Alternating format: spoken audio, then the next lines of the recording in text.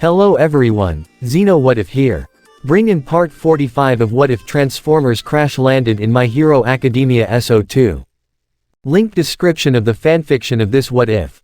Chapter 88, Oceanfront Battle. On the bridge of the Darkside, Unicronus watched on through Evacuation's optics as the team he sent confronted the Autobots, eager to know exactly what was happening. HM, this will certainly show Megatron that I am the worthiest to lead this mission, he chortled internally. And once Swift forces the Autobots to tell her what's so important at that dock, we will promptly swoop in and choom. The sound of the automatic doors opening behind him caught Unicronus by surprise, and a certain screechy voice only filled him with an even more morose feeling. We're back, Starscream announced, strolling into the room followed by Thundercracker and Skywarp. The lead seeker was feeling quite pleased with himself, that was for certain. He wore a satisfied smirk as he approached the main controls, eyeing Unicronus all the while. Oh ho, General, do I have news for you? Do you? Unicronus retorted, deactivating the screen to look back at the trio. Well, hope it's at least good news. Trust me, if it were bad news, Starscream probably would have shot ya the moment he came in. Skywarp said amusedly, eliciting a chuckle from his blue brother. Starscream rolled his optics and waved the comment off. Ahem, in any case, we have successfully formed an alliance with MHA, he revealed, making Unicronus' optics widen. Ah, surprised, I see. Good, that's what I was hoping for. The dark Decepticon growled in annoyance, but Starscream just let it roll off his back. Oh, would you at least try to act excited? After all, this is what Megatron wants. The Decepticon general scowled and shook his head. HMPH, I guess I see your point. But I'm still not sure if allying with these fleshies is really gonna make much of a difference. When it comes to dealing with those human heroes, it should make all the difference. Thundercracker interjected. Precisely. Starscream concurred, rubbing his hands together.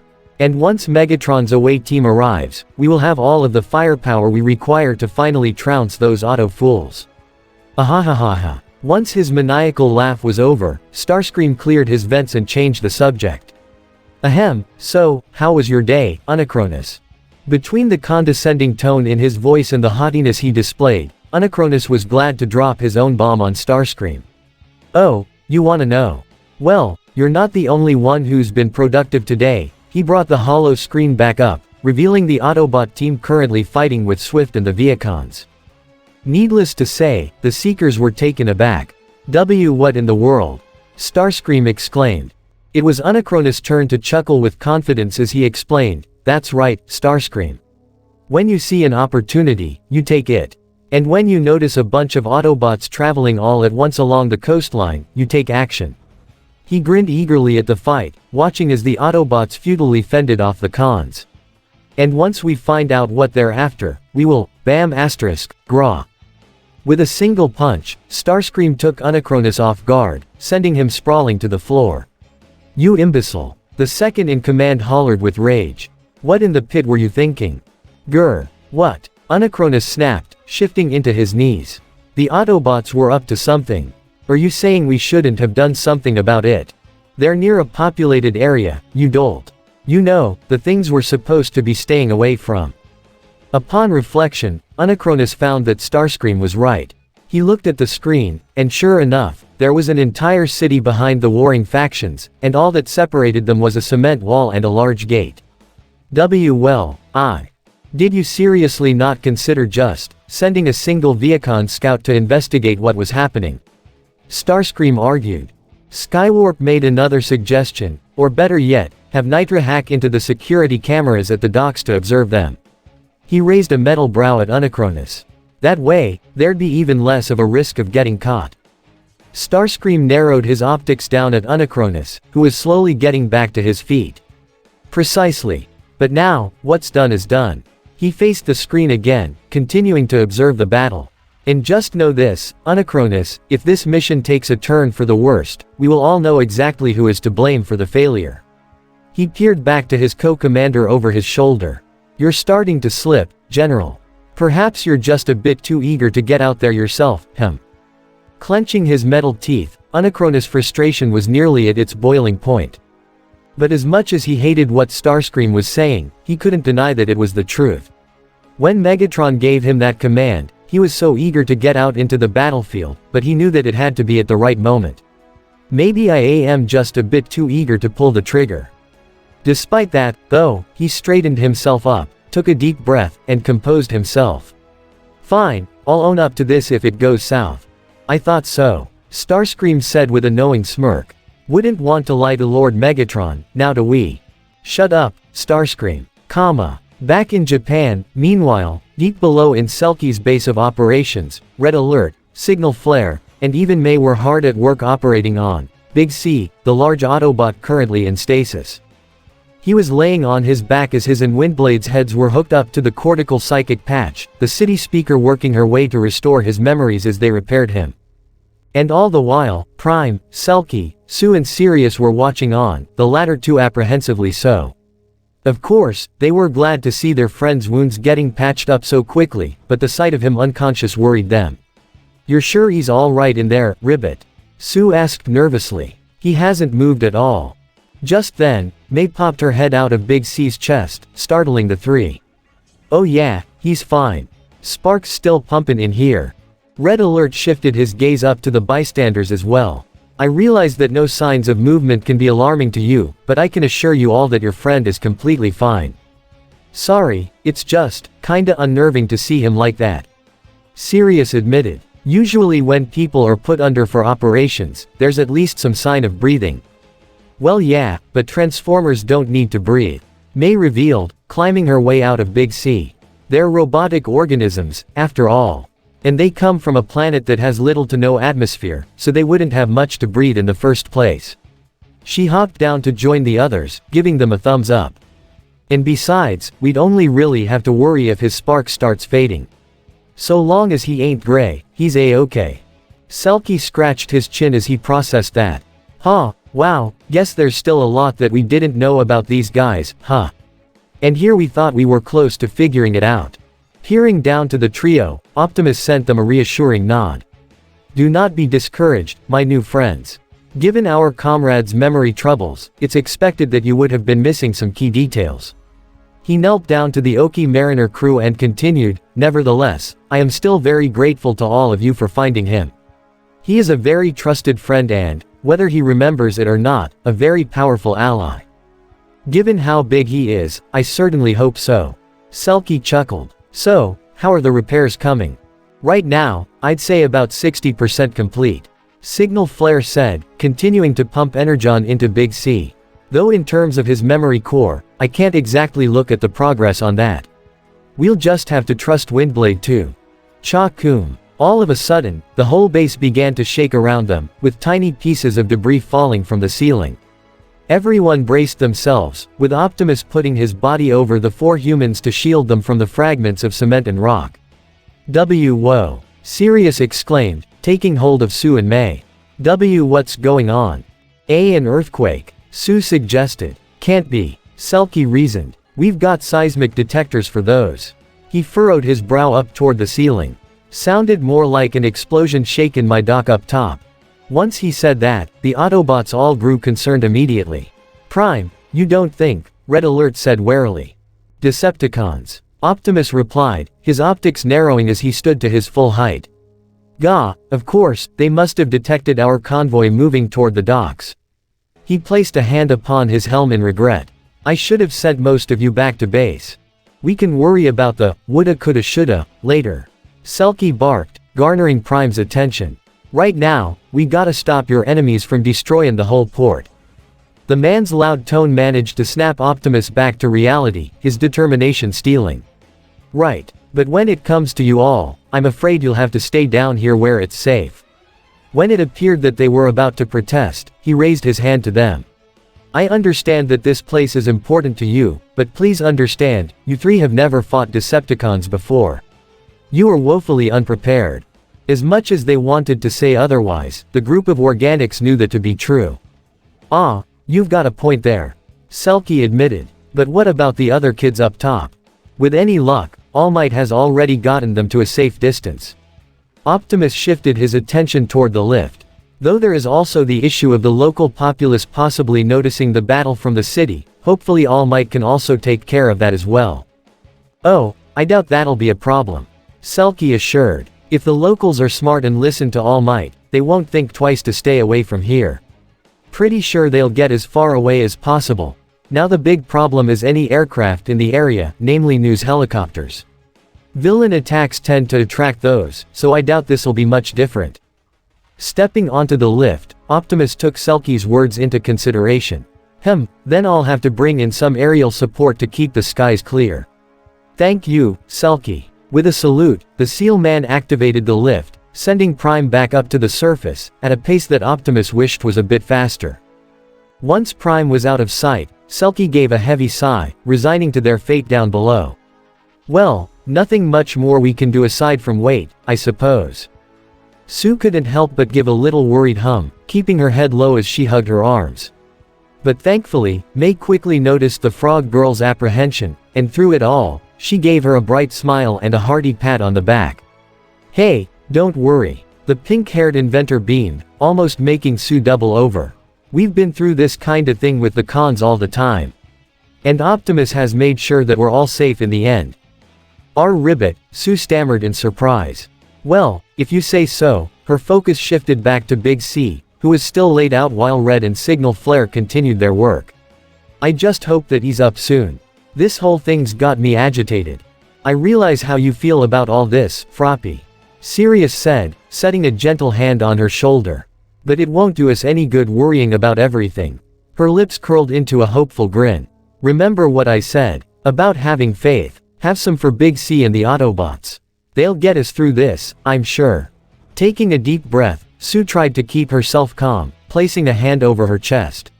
Yeah, I know what you mean, Sirius. She closed her eyes, silently pleading for everything to be okay. Have faith, Cha-Kum. Up above, the Oki Mariner Agency's dock had quickly been transformed into a war zone, with Autobots darting around everywhere blasting at the horde of Viacons swarming all over the place. And of course, the Decepticon foot soldiers were shooting back, causing a storm of red and blue lasers to shoot out in all directions. The likes of Bulkhead, Strongarm and Sideswipe were taking a more direct approach, going into close combat with the cons right off the bat. The latter two in particular had actually charged into battle together, shooting at the cons at point blank in tandem, standing back to back as they downed their targets. And, whenever one was foolish enough to get too close, bam, they were promptly struck down, with either one of the bots saying, "That makes 5. Hearing Sideswipe's boast, Strongarm grinned and kicked another incoming Viacon. I'm counting 6 over here. Hey, nice. Sideswipe's optics began to glow, before his entire body became surrounded in that same aura. Then maybe it's time I kicked it up a notch. From high above, a glowing blue light came down and inserted itself into Sideswipe's arms, causing his blades to pop out and his feet to fold up, allowing his wheels to shift down. Cyber key power. Go get him, kid. Bulkhead encouraged. The red Autobot gladly obliged, slicing and dicing his way through any Viacon foolish enough to get in his way. Strongarm's response was to simply roll her optics and shake her head. PSH, show off. Go get him, hot shot. Meanwhile, RC, Sunstreaker and Bumblebee were keeping their distance, shooting down airborne Viacons who dared get too high. Gah, it's like they just keep coming. RC shouted, shooting at several of them as they kept flying about, which meant that for as many hits, there were an equal amount of misses. Keep on him, the Jazz asserted, using his grappling hook to swing one Viacon around and take out a few others. We can't let him draw the humans' attention, gah. But just then, he was struck to the ground by a certain glowing drill, wherein Swift came in and stomped her foot directly on his face. Ah, Jazz. Sunstreaker gasped, with Bumblebee letting out a panicked buzz. Ah, what, afraid someone's gonna see. The lieutenant bit back. Let's face it, Jazzy, people were gonna find out anyway, Gia. She was cut off, however, when Sideswipe came rushing in and struck her drill with his blade, forcing her off of Jazz. You okay, man? He asked, offering him a hand. Nice timin', Jazz commended, accepting the help. Mind doin' that some more? Rolling his shoulders, Sideswipe happily obliged. Hell yeah, just watch me work. Revving his engine up, the warrior shot straight toward Swift, who was only just starting to get back up. Hey, Miss Jolly Green. How about we cut to the chase? He brought his blades up and swung with everything he had, though Swift managed to block the strike with Drillbit's aid. Even so, her arm got knocked away so hard that she was sent reeling, and even Drillbit himself couldn't believe how powerful it was. Holy crap, did you feel that? The mini-con exclaimed.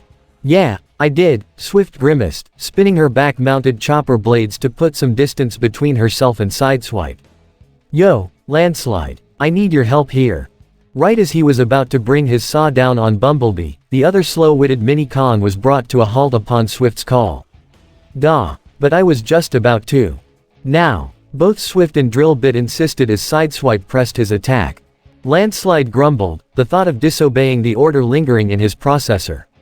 But right at that moment, Dueler came in and shoved his subordinate in the shoulder. You heard him, ya dense lugnut. Get over there and give him some backup. He chuckled sinisterly and aimed his arm blasters at Bumblebee, who backed away while arming himself with his plasma cannon. I'll take care o' this bulk myself. Hee hee. Goo, fine, Landslide said dejectedly. He ran away from the scene and transformed into his land mover alternate mode, making his way to his other teammates. Heads up. Launching from the ground, he spun in midair and attached to Swift's free forearm, transforming into his buzzsaw mode. All at once, the weapon glowed bright green as well, and Swift's smirk returned. Haha, now it's fair game. With her proclamation, she set both of her spinning arm weapons against Sideswipe's swords, regaining ground as she smashed against him. Ha ha ha, who's the big shot now, kid? Just 'cause you got a fancy cyber key doesn't mean I can't match it. Gah, gotta admit, you're pretty powerful yourself. Sideswipe conceded. But can your mini-cons help ya do, VRRRRMM*, this? In the blink of an eye, Sideswipe spun around Swift completely, taking her off guard. The Decepticon lieutenant gasped and quickly transformed, taking to the sky before Sideswipe could even slice into her. No, but they can do this.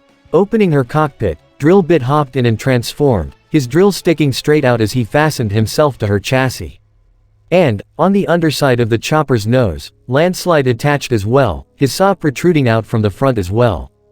Swift then proceeded to do a straight-up nosedive onto Sideswipe, his optics widening as the spinning weapons closed in.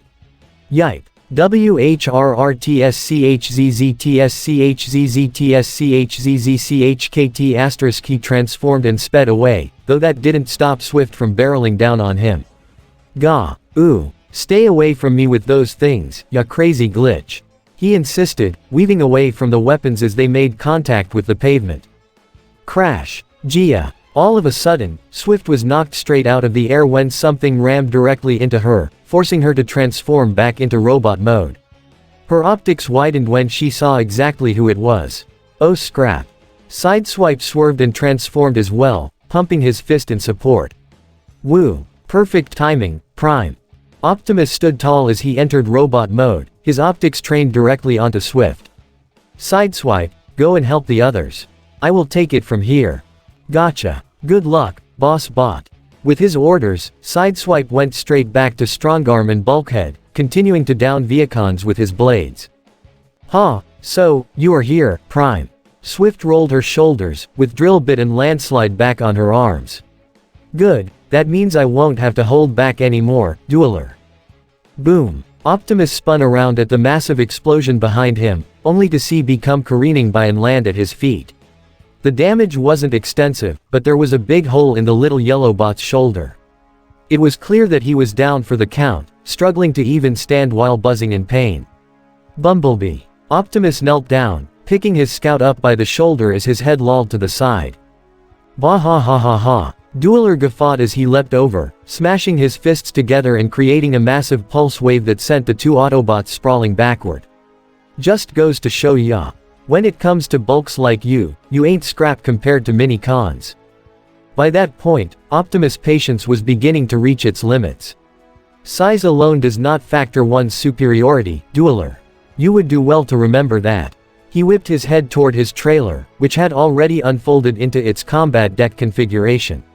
Roller. Manning the main gun, Prime's mini-con partner perked up when he heard his name called. Optimus. I'm on my way. He transformed and sped toward the fight, though Dueler wasn't about to just stand by and let him reach it. Oh no, ya don't. The Minicon transformed into his anti-aircraft tank mode, his cannons taking aim and powering up. Roller. Optimus warned. Watch. Gah. But he was prevented from helping as Swift came in and struck him with drill bit, though he quickly recovered and activated his Energon axe. He began swinging with all his might, but even so, Swift was able to match him blow for blow. Her power significantly increased thanks to her Minicon partners. The femme threw her head back and laughed. Ah ha ha. I love this. With these guys, I can match even your power, Prime.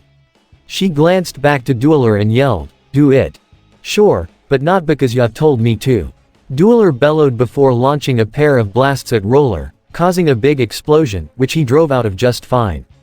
What? How the? Energon shielding, Dueler. The blue Minicon emphasized by bringing up a bubble-like energy shield around him. Your firepower's great, but I'm equipped for any situation. The destruction team leader growled, his frustration growing by the second. Grr, oh yeah, well how's about this? With his treads rotating at full speed, Dueler charged straight for Roller, ramming into him head-on. Upon impact, though, the duo transformed and careened past each other, with Roller going into a full sprint on foot. Prime, heads up. With an impressive leap, Roller once again transformed and landed on Prime's back, finally powerlinking with him. All at once, a massive surge in power pulsated through Optimus' body, and his axe's glow changed from a warm orange to bright blue. And now, this ends.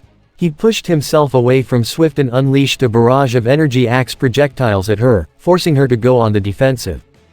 Gah, eow, ach. While she managed to parry most of them back with her weapons, Swift still found herself being overwhelmed by just how potently powerful the projectiles were.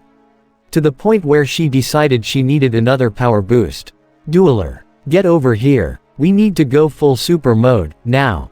Gritting his metal teeth, Dueler reluctantly complied. Bah, fine, but not 'cause ya told me to.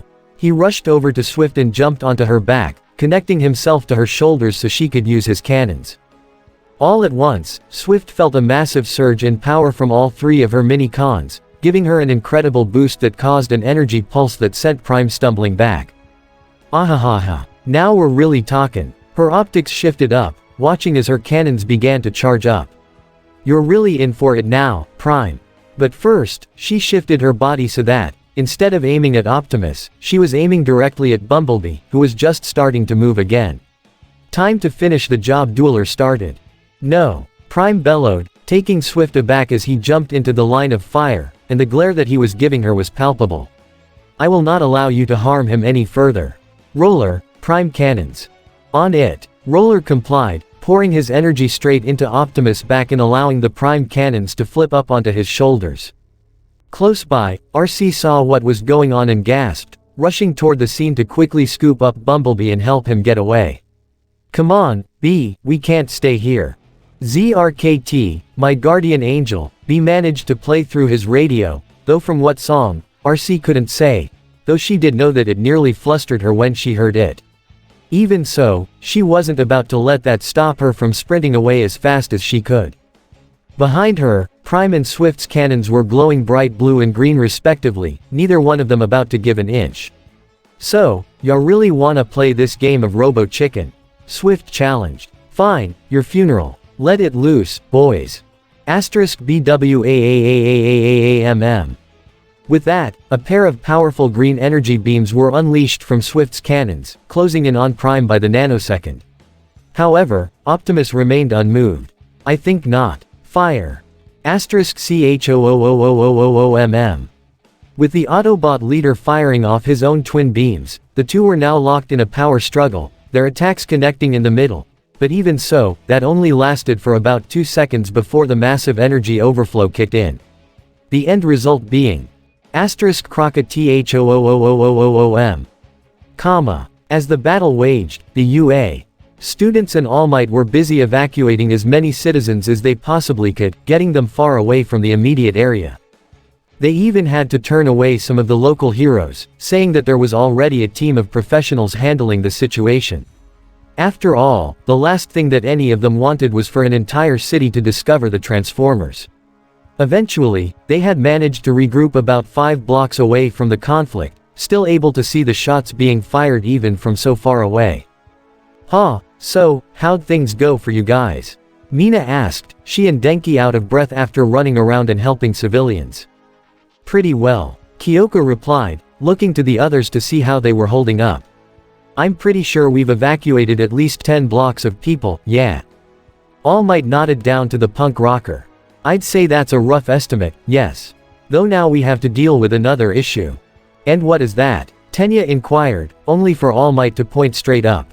Overhead, the students witnessed several helicopters flying across the city skyline straight for the port, all armed with bright spotlights. Oh no, police. The number 1 hero shook his head. No, news reporters. The worst type of people to have in this situation. Bending his knees, All Might prepared to jump up to the top of the nearest building. Stay here, I'll head up and hawk. But just then, he doubled over in pain, coughing up a significant amount of blood that splattered to the sidewalk, followed by his body erupting into a puff of steam. The teens all collectively gasped, with Izuku running up to support his mentor. All Might. With Toshinori back in his skinny form, the blonde man was coughing into his hand as Izuku kept his propped up by the shoulder. You've expended too much of your power. Your time limit is up. Hawk. D-damn, Toshinori grumbled, his beady, sunken-in eyes trailing back upward. But the reporters, they'll see everything. Oh god, oh crap, oh geez, oh man. Denki began panicking, running his hands through his hair while pacing back and forth. What are we gonna do, guys? It's not like any of us can stop them. We're just students. A bunch of reporters aren't gonna listen to us. The Autobots are so, ****, Kaminari. Keita scolded, grabbing hold of his collar after her cacophonous smack. Pull yourself together. There has to be something we can do. *FWOOM FWOOM FWOOM FWOOM FWOOM. Right as she said that, though, the group were graced by the sound of yet another set of propellers approaching from overhead. And, the moment they looked up, they were incredibly elated to see who it was. Maybe we can't, Shoto said. But he certainly can. Zooming ahead of the news helicopters at a speed that likely surprised the other pilots, Springer spun in midair on a dime once he was directly in front of them. Thankfully, all of the news copters stopped, and the wrecker put his voice through to all of their comm radios. Attention all birds, this is Unit Spring -1. You are flying into restricted airspace. It's too dangerous, I repeat, too dangerous for you to continue onward. Turn back now so that we may handle the situation at the docks. Thankfully, most of the helicopters all followed his command and went back toward the city. However, one helicopter was stubbornly sticking around. In the passenger seat, a newswoman wearing a blue suit and with her brown hair up in a ponytail, took hold of her radio's microphone and spoke back to Springer. Sir, I don't know who you are, but if you're with the military, I want your name and rank, because this is clear obstruction of the news media. Primus, damn it, there's always one. Springer internally sighed before countering, ma'am, I'm sorry, but I'm not at liberty to give my information out to a civilian. Please turn back, I won't repeat myself a second time. I'll have you know that I've covered over 100 villain attacks. Including the recent attacks in Hosu. The reporter countered, scrunching her nose in defiance. What makes you think this situation is any different? *Croca*THOOOOOOOM. All at once, everything stopped as the ground shook, the explosive sound ringing through as a massive light brightened up the city. And it was all too obvious from where it was coming from. At the docks, a massive blast of greenish-blue energy came bursting out into the sky, resulting in a concussive pulse that was strong enough to throw the news chopper briefly off balance in the air. Springer wasn't so easily moved, but down below, several of the students fell to their rears, all of them astonished by what they had just seen. Once the pilot regained control of their copter, the news reporter was quick to change her mind. Understandable, have a nice day. Run. The pilot followed her orders to the letter, going back from whence they came. Scrap. Springer whirled back toward the docks, flying as fast as he could to see what the damage was. For Primus' sake, they really couldn't have waited for me. Once the teens saw him fly away, though, they were immediately concerned. That blast, Ochako brought her hand close to her chest. It was humongous. The Autobots, Ajiro clenched his teeth. They can't all be. No way. Mina insisted, shaking her head. There's no way they'd bite the dust that easily. Bulkhead's been through way worse. Momo looked back to the others. We should head back, but keep our distance. There's no telling what else may happen, after all. Once he was able to regain his balance, Toshinori took a couple of deep breaths, nodding affirmably. I was just about to say the same thing, young Yaoyorozu. Everyone, stay close, and be cautious. There's no telling what sort of things those cons have up their sleeves. Back down below the Oki Mariners Agency building, the Autobot known only as Big C had just gone through what could only be described as memory therapy. For one thing, he now knew who he really was and why he was sent on the Ark to begin with, though that came with being reminded of the war between the Autobots and the Decepticons. It was a harrowing adventure through his mind that culminated with the memory of him finally emerging on Earth, in one of the most painful ways possible. Gah, this sucks to remember. He gurgled, watching as he fell out of his pod and into the rough rocks underwater, resulting in even more damage to his armor. I'm sure it does. Windblade's ethereal form concurred as she floated through his mindscape, watching as the scene played out. Once the octopus villain was dealt with, though, she smiled as his gaze landed upon the stunned Selkie, Sirius and Sue. But at least you had some good caretakers. Hey, yeah, I sure did. Big C concurred as his memories began to move forward, switching to a different one. But even then, one of them was a bit too dedicated at times. Windblade raised a curious brow as the memory played out. Before her, she saw Big C being lowered into Selkie's base of operations, the Sealman leading the limping bot inside with Sirius and Suyu by his side. And this'll be where you'll be staying, big guy. Selkie announced, raising his arms for emphasis. Welcome to the Oki Mariner Agency. The Autobot nodded down to them. I can't thank you enough for this, really. I'm sorry for being a burden, though. You're no burden. Sirius insisted, waving off the claim. You're an amnesiac robot with nowhere else to go. And I'm betting that if you went around by yourself, you'd probably attract the attention of the wrong kind of people. That was a thought that made the then nameless Autobot shudder. HMPH, yeah, true. Still, I've gotta get moving at some point, despite my injuries. I've got to find the others of my kind. I know the ship I came on has to be on this planet. Well, stay as long as you like. Selkie added with a nod. And when the time comes for you to find your compatriots, we'll help ya out. Thank you, but that's easier said than done. Sue was quick to reassure the Autobot, though.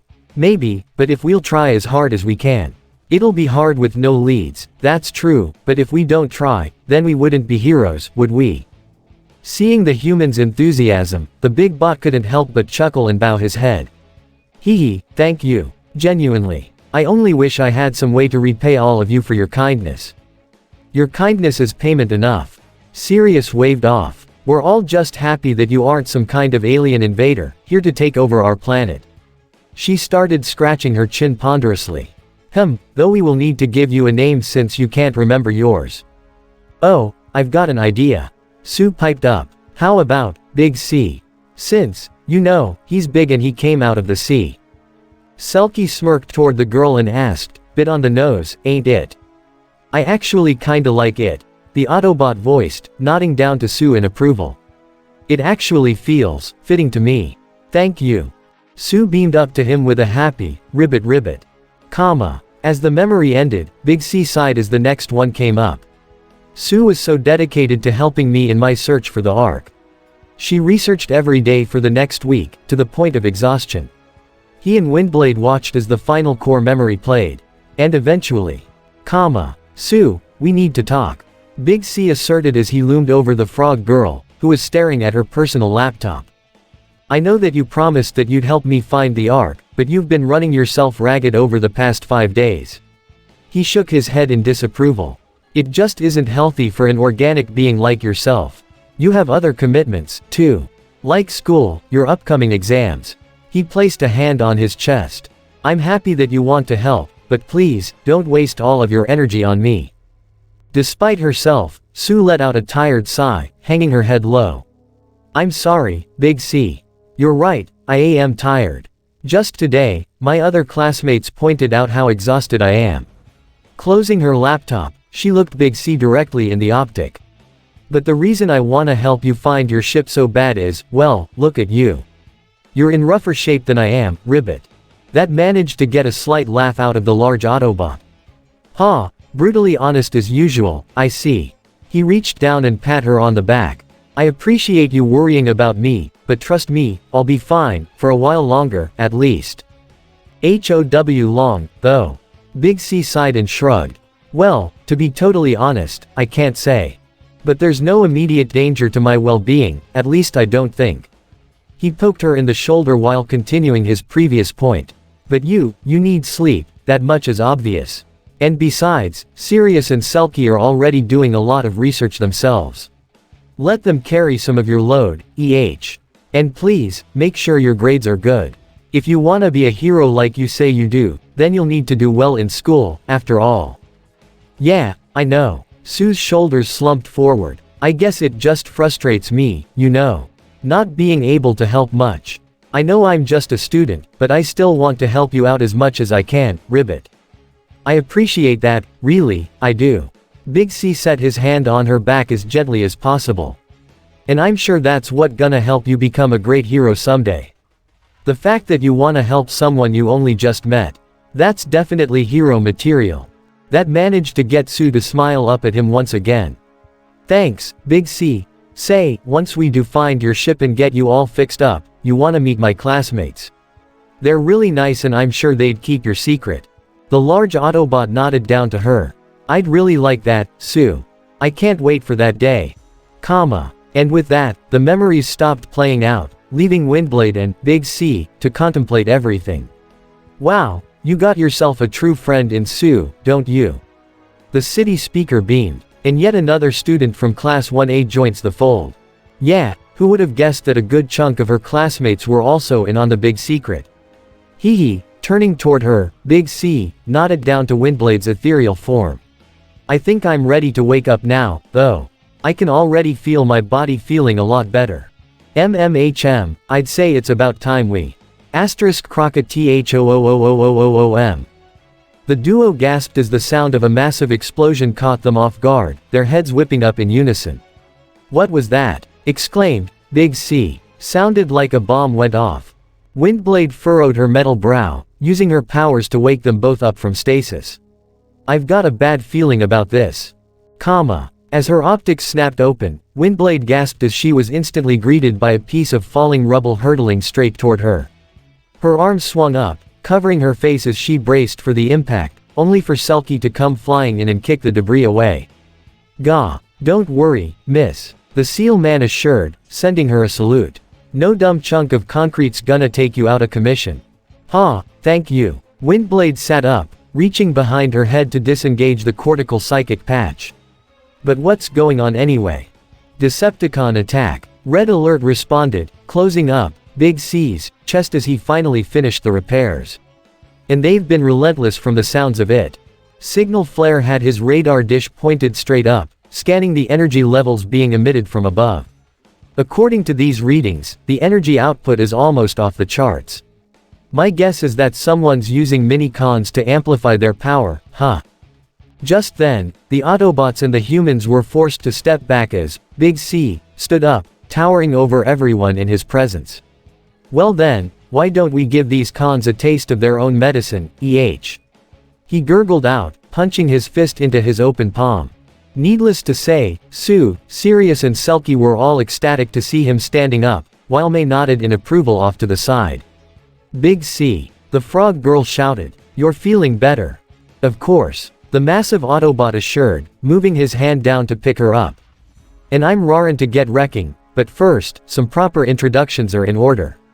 He peered down to her as he revealed, it's time you all know my real name.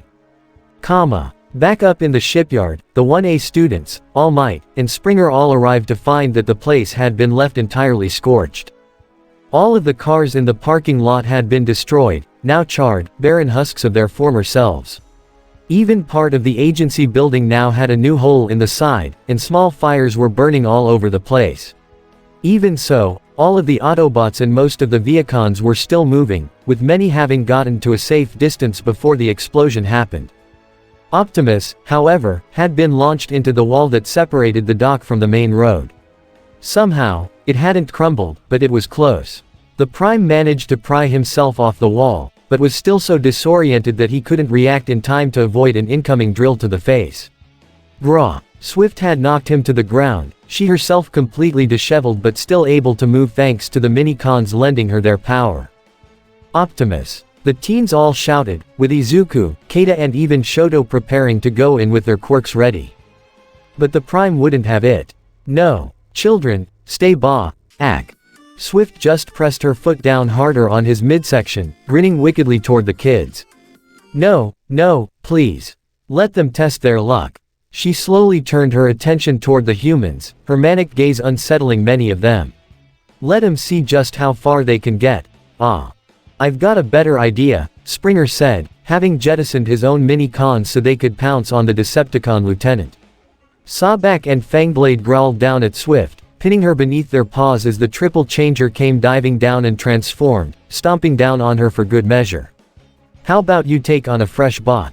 See how far you get. Gia. Get off of me. Another bright green energy burst erupted from Swift's body, sending the three of them flying. But even so, the Wrecker and his partners all managed to land on their feet, the former taking his swords out, ready to fight. Swift pumped her legs up and got back to her feet, her optics glowing green with anger. Okay, I am now 110% done. Everyone's getting scrapped today. Autobots, mini-cons, and heroes alike. I'm even gonna scrap your kids, damn it. As her energy continued to build, crackling all across the shipyard, Springer raised his blade toward the humans in warning. Everyone, get back, she's going Nova. No, Izuku insisted. We can't just leave you. You have to. Optimus argued, staggering to his feet. There's no way any of you can handle this amount of power. Flee. Just as Swift was concentrating the energy into her shoulder cannons to let it all loose, though, something happened.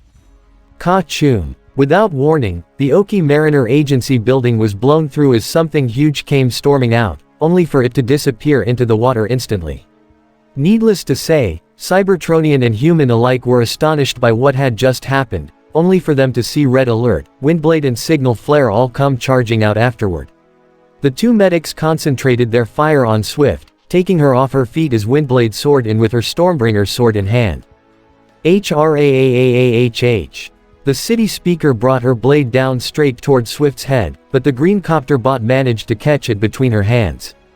Oh ho ho, it is a bad time for this, princess. Swift spat. She summoned all of her strength and pushed back against Windblade, shoving her off and allowing her to get back to her feet.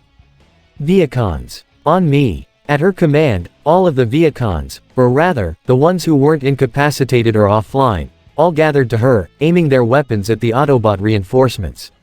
The other Autobots were just starting to get up, though they were hesitant to keep up the attack with all of the damage that had already been done. I'm at the end of my rope. Tell me what the frag you little scraps are up to, or so help me, all. Awooga, awooga, awooga, asterisk. The sudden loud noise startled Swift and made her yelp, she and the Viacons snapping around toward the ocean, as it began to rise up. Whatever was rising up then breached the water's surface, sending it flying up into the air, which in turn caused it to rain down upon the burning shipyard and put the fires out, but no one was paying attention to that. What they were instead focused on was the behemoth of a bot that was towering over all of them. Oh Primus, Swift uttered. The 1A students in All Might were particularly astonished by just how massive this Autobot was. If Prime came up to Jetfire's chest, and then Jetfire came up to Grimlock's chest, Grimlock would have been eye level with this guy's waist. He had to have been the size of a two-story house, if not bigger, and it wasn't until the floodlights in his chest switched on were they able to get a good look at him. First thing that any of them noticed was his distinct helmet, namely because it resembled that of a scuba diver's. It was mostly blue at the top and had a set of gold-rimmed goggles as a visor, a black respirator covering the lower half of his face. His large chest and shoulders were mostly white, and made up the bulk of his vehicle mode cockpit since he had windshields on his stomach. His biceps were gold and his hands were blue, with blue armor panels on his forearms. His waist and abdomen were adorned with more gold detailing, and as he stepped onto the shore, they saw that his legs below the knees were digitigrade, going back and then down near his gold-plated ankles. His knees were adorned with thick blue armor while his feet were bright white, though interestingly, his toes were actually a set of blue flippers. His back paneling was also blue, shaped like a pair of oxygen tanks. And finally, a pair of gold turbines adorned his shoulders, adding a bit of extra bulk to him. "I suggest you cons hit the road," the Autobot said, his voice gurgling under his respirator. Perched on his shoulders were Selkie, Sirius and Suyu, the former jerking his thumb over his shoulder. "Yeah, get the hell out of my shipyard. Otherwise my friend here is gonna make you all hate saltwater." Once everyone got over the initial shock of the bot's presence, the rest of the team, mainly the other Autobots, all smiled widely at his arrival. In particular, Springer and Bulkhead seemed elated to see him. "Sea spray." The two echoed. "Sea spray." The students exclaimed as well. "HM, sea spray." Optimus affirmed with a chuckle. It was only then that Mina noticed something. Instead of having the usual red Autobot symbol on his chest, he instead wore a light blue variant that was a bit simplified in design, and it was a variant that she recognized all too well. "Ah, Kirishima." The pink girl latched her hands on her red-headed friend's shoulders. "You see that? The symbol on his chest." Once he noticed it as well, Eijiro brightened up as well. "Holy hell, he's a wrecker. You bet your ball bearings he is." Bulkhead pumped an excited fist. "And trust me when I say, Sea Spray's one tough customer." Swift was suddenly feeling very sheepish, her optics wide as she stared up at the monolithic transformer. "Ah ha ha ha, Sea Spray. Of all things, who would have guessed it'd be you that these guys came here for? How about that? Yeah, how about that?" Sea Spray leaned down, his optics narrowing behind his visor. "But Swift, I don't think you heard what I said. I'm giving you 5 seconds to leave and I don't see any sign of you cons out of here." In spite of her fear, however, Swift puffed out her chest, her power still flowing substantially. "Ha, like I'm gonna run when I've got most of these bots on the ropes. Troops, take aim." At her command, the Viacons all aimed directly for Sea Spray, who didn't even flinch at the motion. Swift herself began charging up her shoulder cannons again, ready to let loose another blast. "Your time on this planet's gonna be short-lived, big guy." Glancing over to the humans on his shoulder, Sea Spray tilted his head. "HMPH, well, guess that settles that. Hard way, then. Let him have it." Sue approved with a thumbs up. Narrowing his optics back at the cons, Sea Spray raised his hands and flicked his wrists, deploying a pair of harpoon launchers from his forearms. "With pleasure." On that note, both harpoons launched straight out and skewered several Viacons, offlining them in an instant. "Gurrah HH." Swinging his arms around, Sea Spray proceeded to flail the lifeless bodies around on the harpoon cables like they were maces, taking down the remaining Viacons and forcing Swift to duck. "Gah, for frag's sake." Swift stared up at the Autobot incredulously. "You wreckers, you always gotta find the most morbid way to fight. Ha, you think this is bad?" Sea Spray countered, whipping his makeshift weapons back around to bring them down on Swift. "You're lucky you didn't get Whirl." Curse smash. The two Viacon maces were smashed straight into the ground where Swift once stood, their bodies finally giving out and flying off into several pieces all across the pavement. "Dear God," Kyoka marveled at the sight. "And here I thought they didn't get any bigger than Grimlock." Izuku ran a hand through his hair, watching as Sea Spray retracted his harpoons and aimed straight for Swift. "It's like Hatsume always says, once you start thinking you know everything about Cybertronians, something else always pops up and proves you wrong." "Exactly," May piped up as she popped into the middle of the group, taking them all aback. "I didn't miss the action, did I?" Tenya shook his head, peering back to the fight. "No, I don't believe so. Though with any luck, Sea Spray can wrap this up in due course." Just as the spectacled student said that, Sea Spray's harpoons hooked into something, but it wasn't Swift. Once again, the copter bot managed to leap out of the way and into the air, her propellers taking her skyward. Instead, Sea Spray ended up hooking onto the charred remains of 2 cars, which he took the opportunity to fling up and into the fem. "Gah, okay, that's it.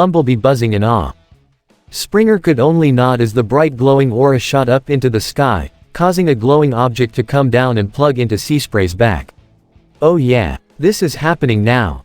All at once, the turbines on Seaspray's shoulders began to spin at incredibly high speeds, generating a bright blue energy. Shouting out in his gurgling voice, he announced, "Cyber Key Power." Before pumping his arms up and lurching forward.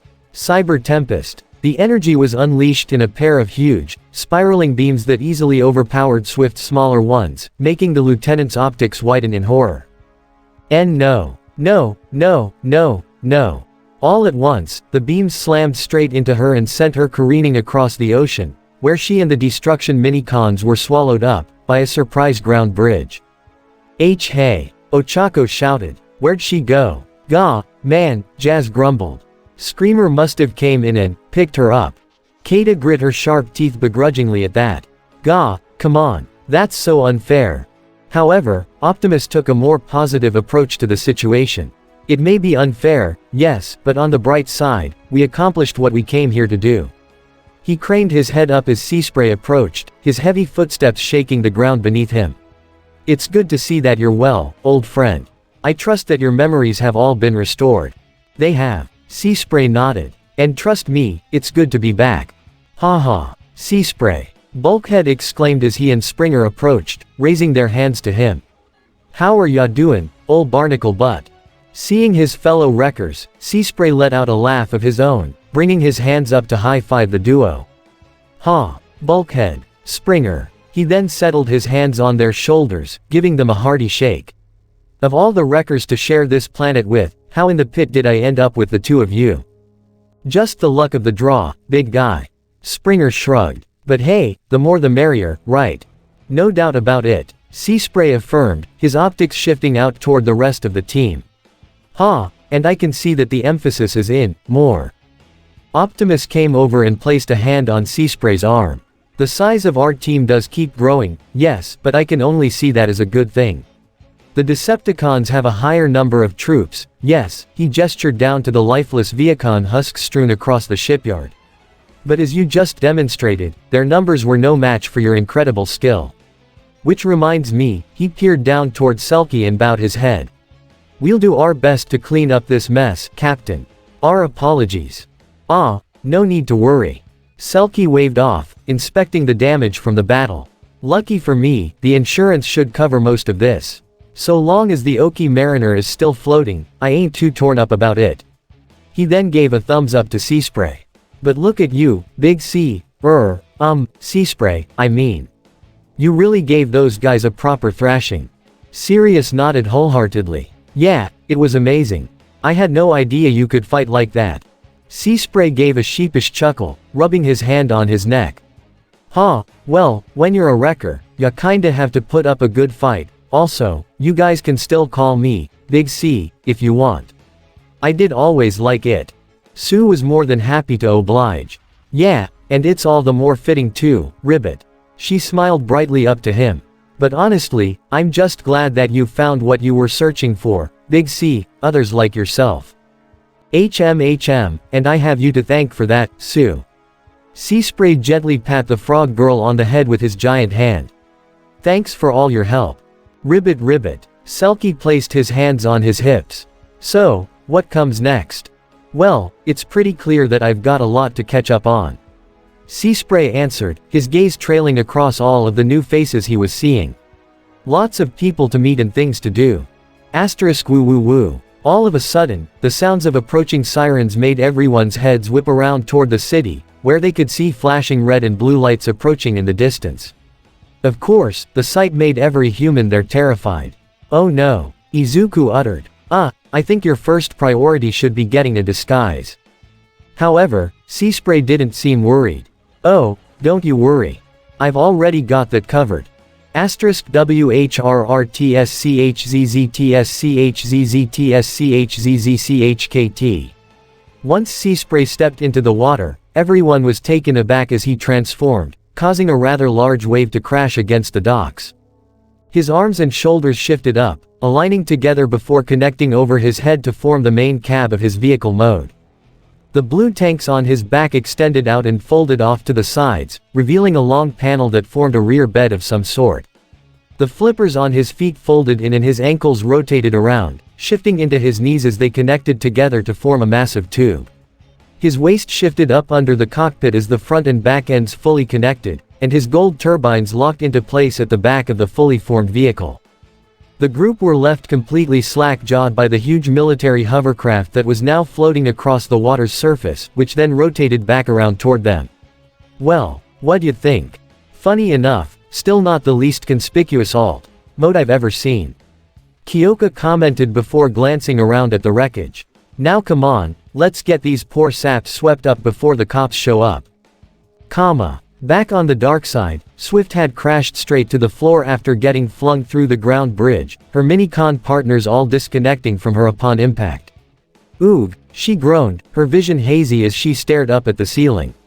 But then, a certain white, red and blue form entered her line of sight, which then kneeled down next to her. Once it got closer, she was able to clearly see who it was. Screamer, she greeted her commander weakly. Sorry. No apologies are necessary, Swift. Starscream dismissed as Thundercracker and Skywarp came over to aid her. This failure was not your fault. He nodded up to his brothers. Take her and the mini-cons to the medical bay. Quickly. The duo complied, gathering the 4 damaged Decepticons to get them repaired as soon as possible. And with their departure, that left only Starscream and Unicronus in the room. Well, I certainly hope you're ready. The Seeker turned his back to the general, peering at him over his shoulder.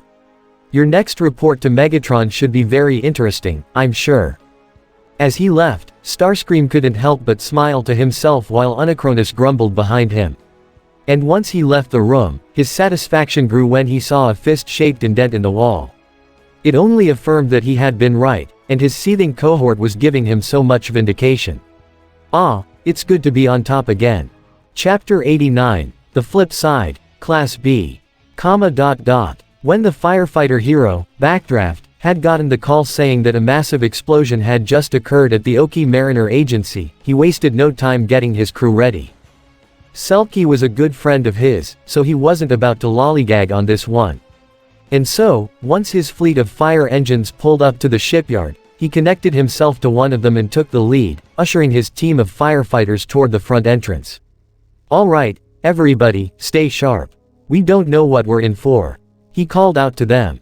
Reports are saying that this could be the result of a villain attack, so stay on your toes. Yes sir. The men and women of his team all echoed. Good. Now, hoses up. The firefighters wasted no time, connecting their hoses to the trucks and the nearest hydrant. And move in. Backdraft led the march into the yard, blasting the gate open with a concentrated stream of water from his hose hands. But once they were all inside, they were met with a stunning sight. The entire dock and parking lot were left in cinders and ash, with small fires still burning all around. Thankfully, it wasn't the inferno that they were expecting, but the damage was extensive, to say the least. Burnt-out cars, an unusable dock, and the agency building itself had been torn through, likely from the explosion that had happened. Not far away, Backdraft was surprised to see both Selkie and Sirius, the pair busy putting out fires with water buckets themselves. See Captain Selkie. The seal man perked his head up, only to smile as he saw his friend approaching. Huh, well if it isn't Backdraft. How are ya doing, bud? How am I doing? I should be asking you that. Backdraft raised his arms out toward the yard. What in the world happened here? Everyone's saying they saw some sort of explosion happen here. Yeah, about that, Selkie rubbed his head sheepishly. It was kind of an accident. The fuel barrels that I keep for the Oki Mariner caught a spark and then boom. Big blast tore through my agency building and pretty much caught everything on fire. That, however, only confused Backdraft even more.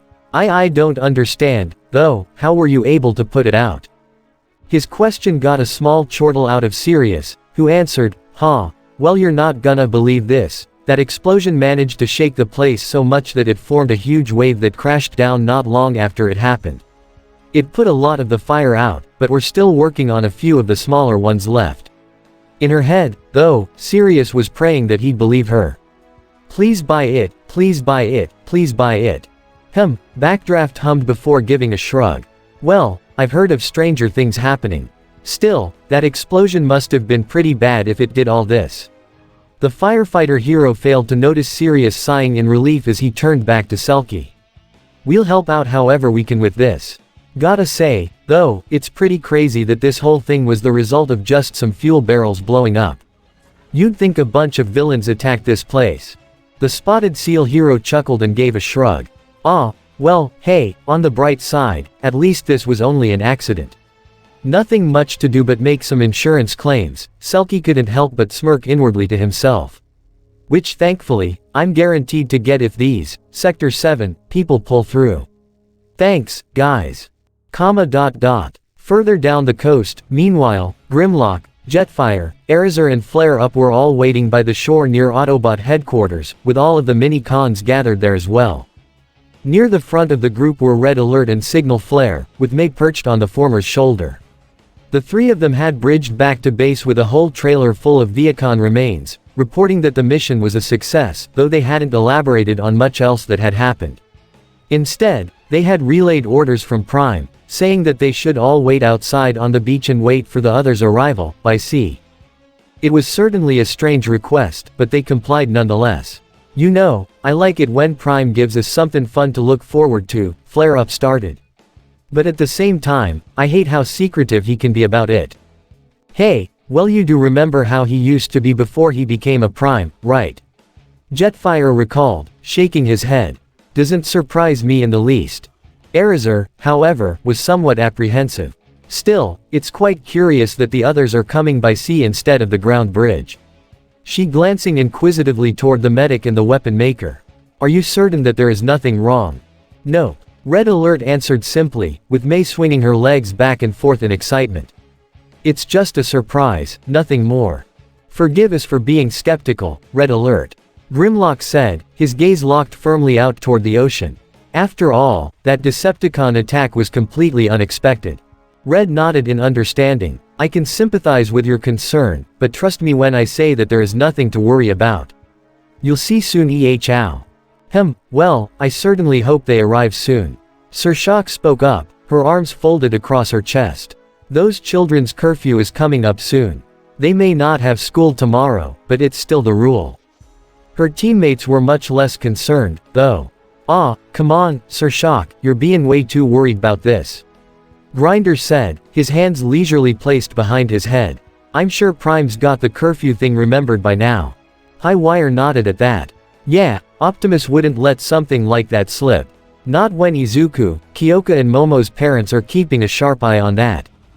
All of a sudden, the unmistakable sound of jet thrusters and helicopter blades greeted the group from above, their heads snapping up in unison. Aha, there. Incoming. Longarm pointed up as Windblade and Springer came in for a landing on the beach, kicking up a bit of sand before they transformed into their robot modes. Haha, welcome back. Grimlock greeted the two, approaching them with open arms. We've been waiting. Just then, Flare-Up zipped ahead of him, her optics wide with excitement. Windy. Come on, give me the deets. What happened over there? Oh, a lot. Windblade said. A whole lot. Grimlock approached with a questioning gaze. What about the Decepticons? We saw that a lot of them got taken out all at once. His statement got a chuckle out of Springer. Hee, you can thank our newest addition for that. He and the others are on their way right now. By sea, we heard. Eraser affirmed, but Optimus Prime wasn't entirely clear on what that meant. Her optics narrowed at the two, placing her hands on her hips. So, would you care to enlighten us, or are you going to keep us in the dark as well?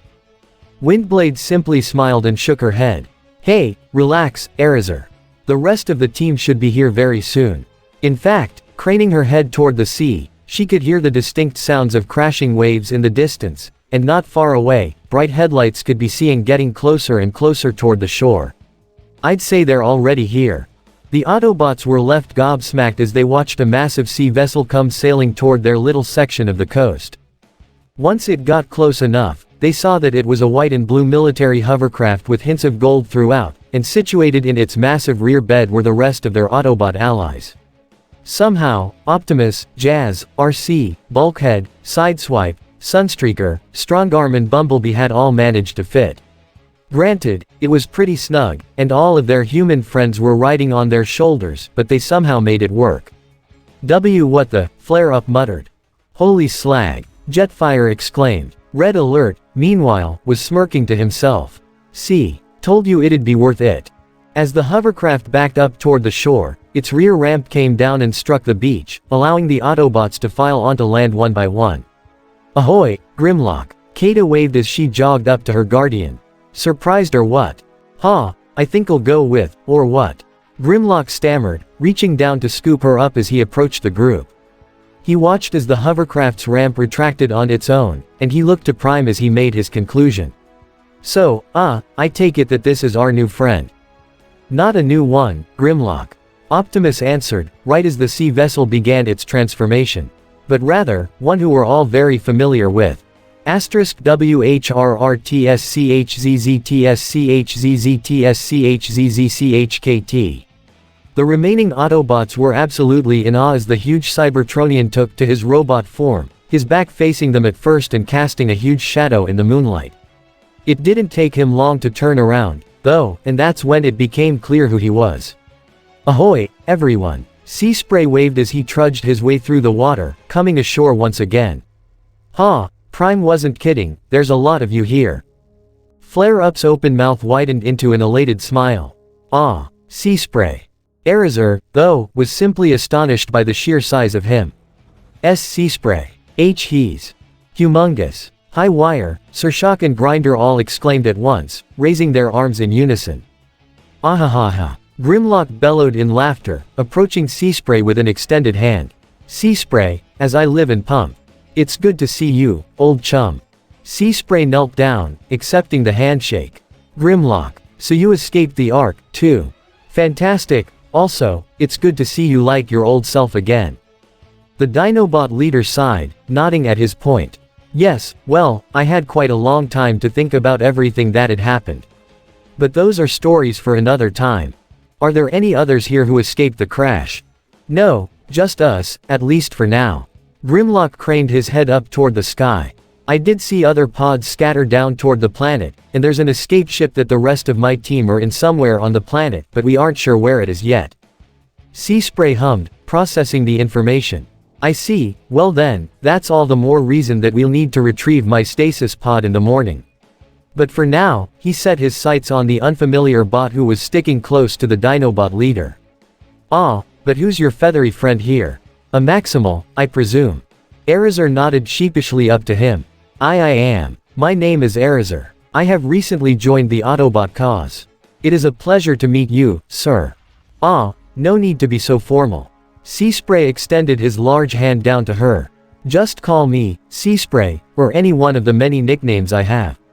Ask around, they'll tell ya all of them. Once they shook hands, the wrecker directed his attention to the two familiar bots he had yet to greet. And Flare-Up, you seem chipper as always. Flare-Up winked up and gave him a high five. You know it, big guy. So good to see ya. And Jetfire. Holy scrap, I thought you were dead. Nah, just lost for a while. Jetfire raised his fist, bumping it against Sea Spray's larger one. But how are ya doin', barnacle butt? We're lookin' well. Hey, I am now, that's for sure. I was pretty rough around the edges before these two helped me out. Sea Spray nudged his head toward Red Alert and Signal Flare. Thanks for that, by the way. I feel a lot better now. Red was about to respond, when May suddenly stood up on his shoulder. They weren't the only ones to help ya out, ya know. I helped get all of the finer details inside of ya, she said, sticking her head up proudly. Seeing her, Sea Spray chuckled and bowed his head apologetically.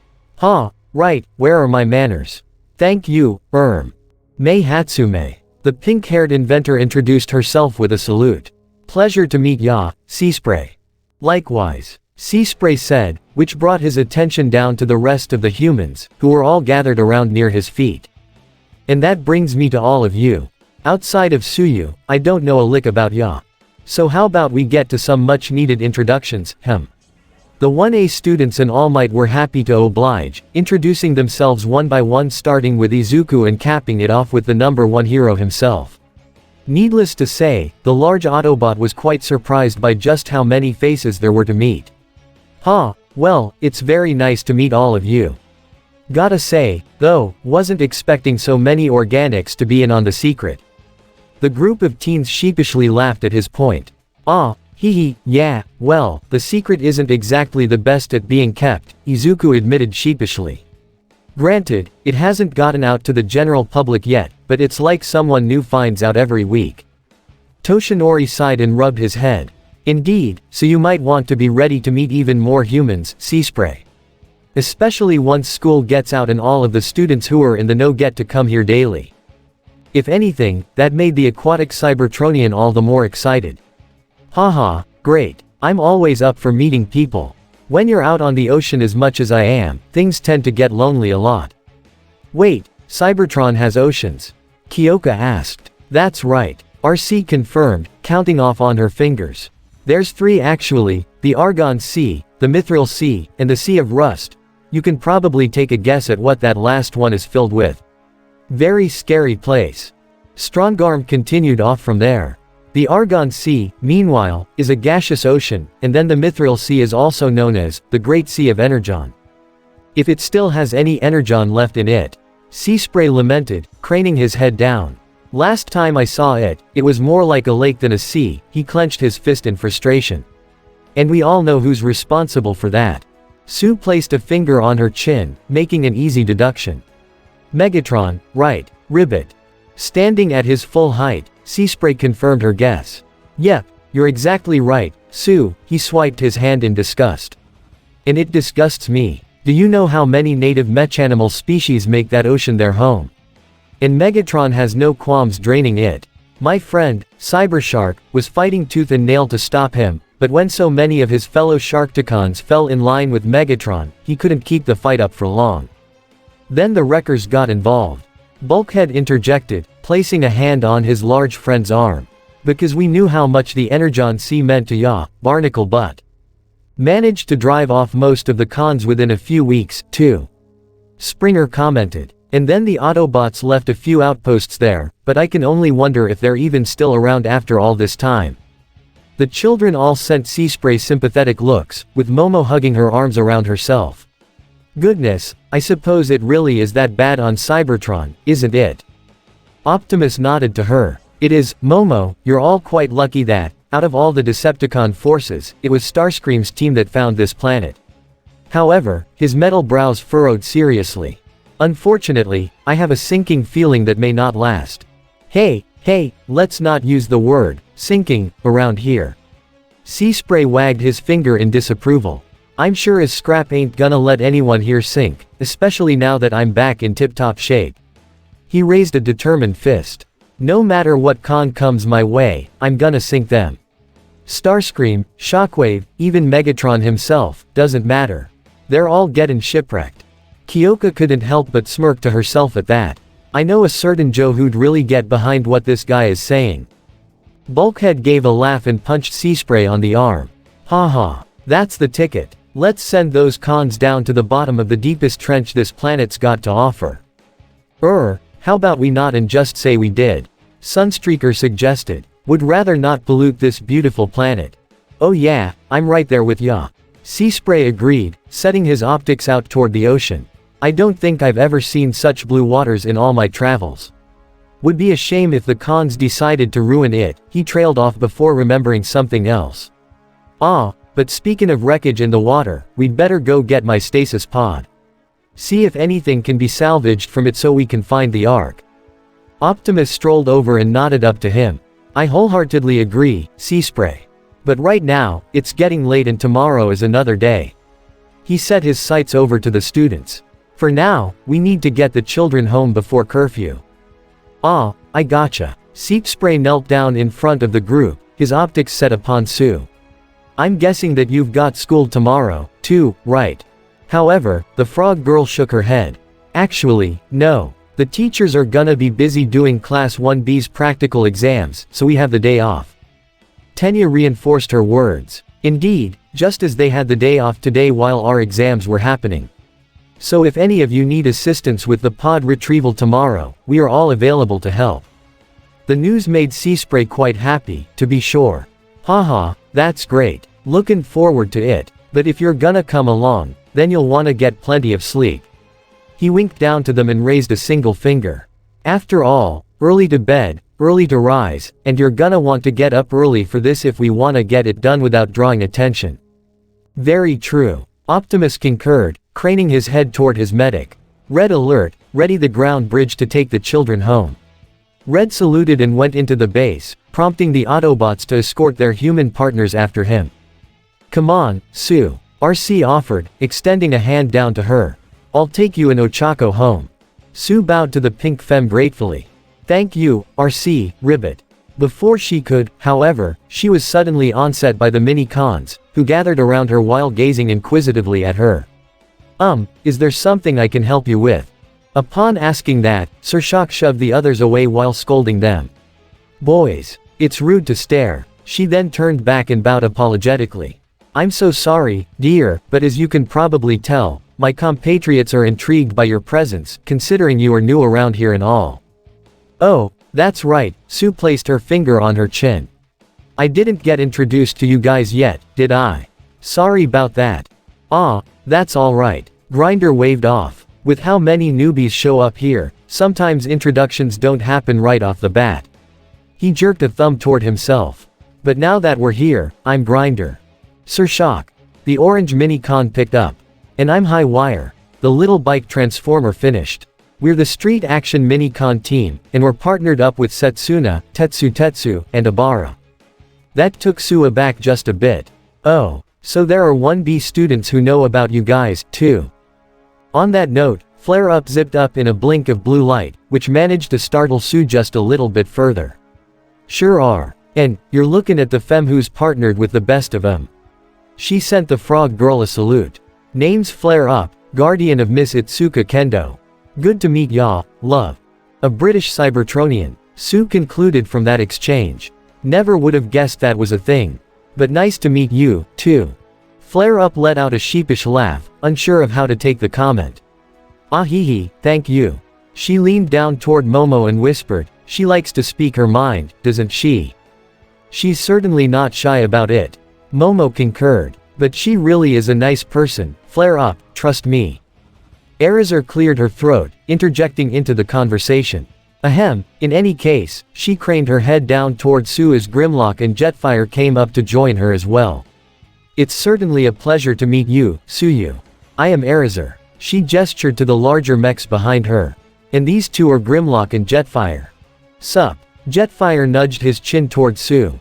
Grimlock, meanwhile, gave a formal bow. A true pleasure, Miss Suyu. Likewise. Sue bowed back politely. But please, call me Sue. Behind the other bots, Seaspray leaned down, his head hovering over the others. Trust me, she's very instant on that. His focus went back to his friend as he extended his large hand down, extending his finger to gently poke her on the head. But, now that introductions are out of the way, it's time for you to go home and get some sleep. You've had a long day, after all. Suyu giggled at the gesture and nodded up to him. Yeah, you're right. But I'll see you tomorrow, Big C. Count on it. Seaspray gave her one last thumbs up before the others went back into the base, leaving himself and Optimus outside to have a small conversation. So, I think you can guess what I'm gonna say next, right? Optimus gave a sigh through his vents. Yes, this place is much too small for you. Still, the Autobot leader was not without options to provide. Still, there are other places that can house you comfortably, I'm sure. Signal Flare, the Minicon Council and the Omnicons all make Sector 7's headquarters their home, so that is a viable option. Even so, Seaspray shook his head. Ah, sorry, Optimus, but being cramped up in some underground base, after being down in Selkie's basement for so long. I see the problem. Optimus sympathized. Sea Spray's gaze once again went back out to the ocean. Besides, after being cooped up, not knowing who I was for 3 weeks, I wanna reconnect with who I am, ya know. I think I'm gonna keep hanging out around Oki Mariner Agency for a while, stay in vehicle mode a bit. The larger bot craned his head back toward his leader. That is, if you would allow it, sir. After considering the request for a moment, Optimus quickly came to his answer. Well, if that is your preference, Sea Spray, then I'll allow it. He pointed up to the wrecker as he sternly added, however, I cannot stress this enough, switch off your energy signature while you're out there. The base has a signal dampener, but it doesn't reach that far out. He grimaced to himself, bringing his fists down at his sides. You do not wish to make the same mistake that I did. Leading so many Autobots to a populated area, it was completely foolish of me. Reaching a hand out, Sea Spray tried to console his leader. I'll keep that in mind, but don't beat yourself up over it too much, Prime. We all make mistakes, after all. I appreciate your kind words, Sea Spray, but unfortunately, I cannot afford to make those mistakes. Especially not now. Setting his optics skyward, Optimus stared up at the stars above, an unsettling feeling weighing down on his spark. We may have an advantage over the Decepticons right now, but I am worried that may not last very long. UA. Hi, the next day. Finally, over. Upon saying those words, Itsuka Kendo flopped herself down on the nearest cushy bench she could find, sprawling herself along the back of it with her head facing the ceiling. That had to be one of the most stressful experiences she had ever gone through in her time at this school, and that was saying a lot, because she insulted the Decepticon second in command to his face. As it turned out, the information she had gotten from that upperclassman friend of hers was total bunk, at least when it came to this year's practical. Of all things, Principal Nezu had decided to change things up considerably, and now they were going up against their teachers in teams of 2. It was insanity, even with those specialty weights on them. I blame those 1A cretins for this. Monoma had immediately blamed their peers when the news had been dropped. Their shenanigans this semester have undoubtedly influenced this change in the curriculum. When next I see them, I'm going to give them a piece of my URK. That chop had felt so vindicating, but when she found out that she was actually partnered with Monoma, Itsuka had slightly regretted her decision. Thankfully, like always, it didn't take long for Nito to recover, and from there, they formed a plan of attack against their assigned opponent, Midnight. With his copy quirk, Monoma would replicate Itsuka's big hands and together, they'd blow away all of Midnight's somnambulist mist. From there, they'd go in, knock Midnight over with their large hands, and then rush for the escape gate. The plan was foolproof. Unfortunately, Monoma proved to be the fool as Midnight got the drop on them not long after the test started. Itsuka had to run away, holding her breath while formulating a new plan from the old one. Thankfully, she was the one holding the cuffs, so after blowing away Midnight's mist, Itsuka went in to take her opportunity. She had to take a strike from Midnight's whip to do it, but she only got a cut on her hand to show for it. And one cuff later, she had passed. Though again, Monoma's prospects weren't looking too good as he was laid out, sound asleep having done nothing. I wouldn't worry about it, Midnight said, aiding Itsuka in taking him back to the main building. Another boy in Class 1A suffered the same fate, so at least he's not the only one who took a little nap. As much as Itsuka wanted to take comfort in that, she had a feeling that Monoma wouldn't exactly like that news. He'll probably freak out learning he shares anything with anyone in 1A, she let out a deep sigh as she reclined in her seat. Still, that was a close call. You're telling me. The redhead perked her head up at the sound of a familiar voice, craning her head to see 2 of her classmates walking up to her. Heya, Kendo. Great job out there. Itsuka smiled back at the duo, bowing slightly to the tall boy who addressed her. His name was Juzo Hananuki, and he was, not someone who you'd think of as nice, at first glance, but he was. His appearance was certainly jarring, what with his pale complexion, ashen hair, flat nose and most of all, his teeth being outside of his mouth, meaning he had no lips. But really, he was probably one of the nicest guys in class. Thanks, Honanuki. And hey, nice work on your guys' exams, too. I didn't expect you guys to jump Mr. Power Loader like that. Next to Honanuki, another boy let out a laugh. While Juzo's face was jarring, Toguru Kamakiri was pretty much the textbook example of someone with a mutant quirk, given his insectoid appearance. He had a pale green complexion and an elongated snout with sharp mandibles protruding from the corners of his mouth, his dark green mohawk serving as a bright accent. Haha. Well, what'd you expect? Mr. Power Loader's digging ability is amazing, sure. Kamakiri raised his arm, extending a long blade out from his forearm. But between my razor sharp and Juzo's softening quirk, we had it in the bag. Juzo chortled a bit himself. Hey, yeah, glad we came up with that plan before going in. Though of course, someone alerting Power Loader early put a slight delay in those plans. Hey, just because I'm bug-like doesn't mean I'm stealthy, dude. Hee. Itsuka giggled as the boys bantered, only for the waiting room door to open up. There, she saw two more of her classmates enter, Yosetsu Awase and Yui Kodai. The former was a young man with long, spiky black hair that was held up with a white and blue headband, while the other was a young lady with shoulder-length, straight black hair that framed her lovely features, which were only accented by her bright, blue eyes. Oh, hey you two. Itsuka greeted. Aw, man, Yosetsu bemoaned, though he smiled as he brought his hands behind his head. Here I thought we'd be the first to congratulate ya, but I guess we were beaten here. Juzo gave him a shrug. Does it really matter who does the congratulating first? Nah, but I'd hurry it along. Yosetsu smirked. There's a lot of people who wanna praise our class rep, after all. Yui, her expression at first unreadable, turned her head toward Itsuka and offered a small smile. Congrats. Itsuka nodded back. She knew that Yui was a girl of few words, so her brief commendation wasn't unexpected. Thank you. But, Awase, what did you mean by that? But before the young man could reply, the sound of stampeding feet could be heard from the other side of the door, which burst open with echoing screams of, Itsuka. Coming through. The redhead cried out as two of her classmates practically spilled onto her lap, one of them staring up at her through long, brunette locks while the other's bright blue eyes shined up at her in admiration.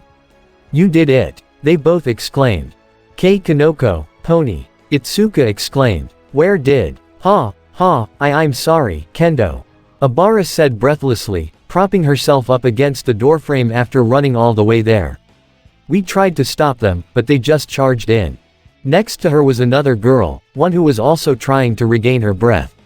Though she appeared rather tired in general thanks to the dark circles under her blue eyes, and her pale gray hair covering one of them gave her a rather spooky appearance. Yes, sorry. It's okay, Reiko. Itsuka assured the ghostly-looking girl before ushering the other girls to move off of her. Gals, I appreciate the love, but I gotta breathe. However, said gals were still beaming from ear to ear, even as they got off of her.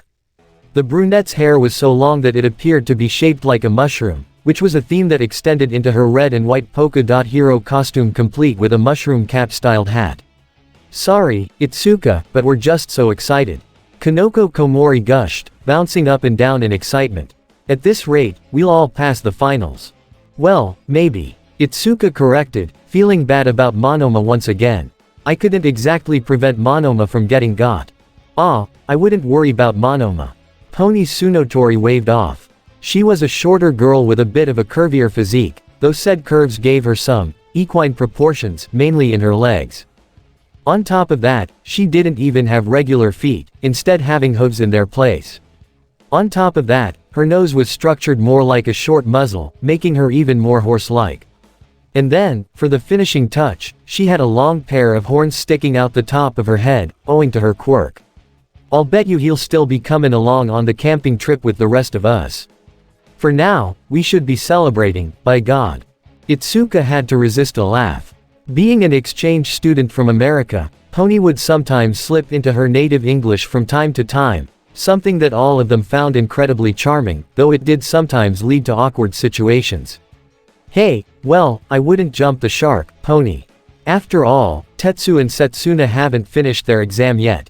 Well, maybe not, Reiko Yanagi said as she slowly walked over, her arms bent up while her hands hung limp like a zombie's. But I think it's a safe bet that they'll win this no problem. Pony pumped her fists into the air. Heck yeah, so I'd say it's the perfect time to be celebrating. Rolling her eyes, Itsuka shook her head and tried to tamper their expectations. Guys, don't you even remember WHO they're going up against? You know, Principal Nezu. The mention of their principal managed to give everyone pause. Granted, they knew that Nezu himself was an incredibly capable hero in his own right thanks to his quirk-enhanced tactical mind. But even so, it was hard for them to imagine just what he could do to Tetsu and Setsuna. I dunno, Kendo, Kamakiri said, scratching his face as he thought about it. I mean, sure, Nezu's smart, but I doubt he could do much. Bam. Kra Chom. Sha Kum. Asterisk. All at once, the floor beneath everyone began to shake, causing many of them to grip the walls in surprise. Eventually, it stopped, and they were left reeling by what had happened. What in the world was that? Abara exclaimed. My guess. Itsuka replied. Principal Nezu going to work. Training ground Gamma. When Setsuna had found out that her and Tetsu's opponent would be Principal Nezu of all people, she was sure that this would be a piece of cake. After all, he was just a mouse, bear, dog, thing. At his diminutive height, there was no way he'd be able to take them both on. But oh, was she wrong? Was she ever wrong? Because not long after she and her partner had stepped into the jungle of factories that was Training Ground Gamma, they had been assaulted by the buildings themselves as they crumbled around them. All they could really do was run as fast as possible from the collapsing structures while hastily thinking of a plan. Gah! What the hell is going on? Tetsu screamed over the falling debris as they jumped away in unison. How is this happening? I don't know, Setsuna screamed, but I'm pretty sure our opponent is behind it. Meanwhile, situated high above the buildings, a big yellow crane sat perpetuated on a swivel, with a large wrecking ball attached to its thick cable. And, in the control seat, Principal Nezu himself sat, gingerly holding a cup of tea in one hand while handling the controls in his other paw. Why yes, I am. He said, hearing exactly what the two were saying. Observation room. The second day of practical exams had proven much livelier for Recovery Girl, and involved several more injuries than the day previous. Though all of them were relatively minor ones, she still ended up getting up out of her seat more frequently. And now, she was certain that this last test would prove to have the most egregious injuries of all. Pay attention now, boy, she advised the two students standing next to her. This is how a genius can affect the battlefield. The first boy, a young man with bushy dark brown hair, nodded in fear. Why yeah, I can see that. And the one who stood next to him, a tall, beastly young man who had shaggy brown hair all over his body and long, sharp teeth sticking out from his lower lip, was inclined to agree. Indeed, he said in a well-spoken manner, adjusting his glasses. Principal Nezu is quite the opponent with that high-specs quirk of his.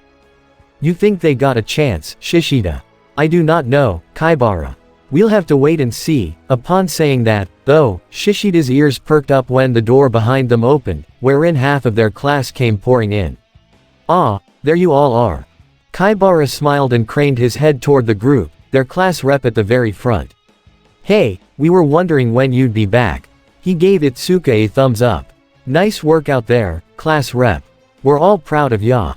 Yes, a hearty congratulations from myself as well. Itsuka smiled and bowed her head graciously at the duo. Thank you, Kaibara, Shishida. Her attention went straight back to the screen, where Tetsu and Setsuna were running for their lives. So, did we miss much? Nah, they just started. Kaibara replied, though Tokage and Tetsu aren't exactly having the best time right now. On the screen, the 1B students watched as the duo were run down through the entire field, frantically sprinting as fast as they could away from the debris. I'm just trying to figure out how Principal Nezu's doing this. It's all calculated, Juzo revealed, taking to the front of the group.